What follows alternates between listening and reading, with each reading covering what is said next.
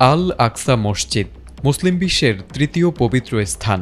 ইসলামের ইতিহাসে এক অবিচ্ছেদ্য অধ্যায় এই মসজিদ, যার সঙ্গে জড়িয়ে আছে হাজার বছরের ধর্মীয় ও সাংস্কৃতিক ঐতিহ্য। কিন্তু সম্প্রতি অভিযোগ উঠেছে আল আকসার ঐতিহাসিক পরিচয় মুছে দিয়ে পুরো জেরুজালেমকে ইহুদিকরণের গভীর ষড়যন্ত্র চালাচ্ছে ইসরায়েল।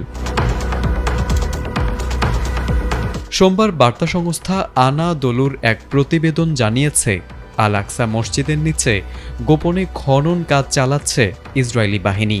এসব খননের মাধ্যমে ইসলামী প্রত্নতাত্ত্বিক নিদর্শন ধ্বংস করা হচ্ছে, যেগুলো মুসলিমদের হাজার বছরের উপস্থিতি এবং অধিকারকে প্রমাণ করে।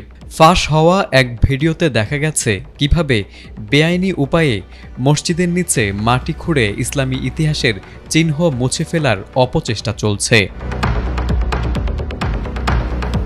জেরুজালেমের গভর্নর কার্যালয় এক বিবৃতিতে জানিয়েছে, ইসরায়েল পরিকল্পিতভাবে উমাইয়া যুগের প্রত্ন নিদর্শন ও স্থাপত্য কীর্তি ধ্বংস করছে, যাতে মুসলিমদের ঐতিহাসিক উপস্থিতিকে অস্বীকার করে টেম্পল মাউন্ট নামে ইহুদি দাবি প্রতিষ্ঠা করা যায়। গভর্নরের মতে এটি কেবল একটি প্রত্নতাত্ত্বিক নিধন নয়, বরং এক ভয়াবহ সাংস্কৃতিক আগ্রাসন, যা মুসলিম উম্মার ধর্মীয় চেতনাতেই আঘাত হানছে।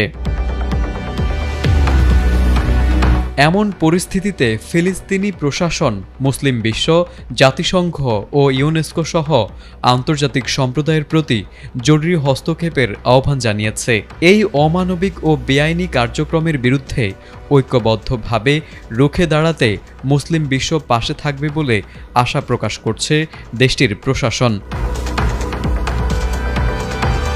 1967 সালের আরব ইসরায়েল যুদ্ধের পর পূর্ব জেরুজালেম দখল করে নেয় ইসরায়েল এবং 1980 সালে একতরফাভাবে শহরটি তাদের রাজধানী হিসেবে ঘোষণা করে, যা আন্তর্জাতিক সম্প্রদায় আজও স্বীকৃতি দেয়নি। এতেই থেমে থাকেনি ইসরায়েল।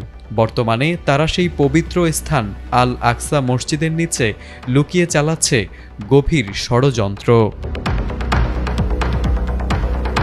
তারেক আজিজ, এটিএন বাংলা।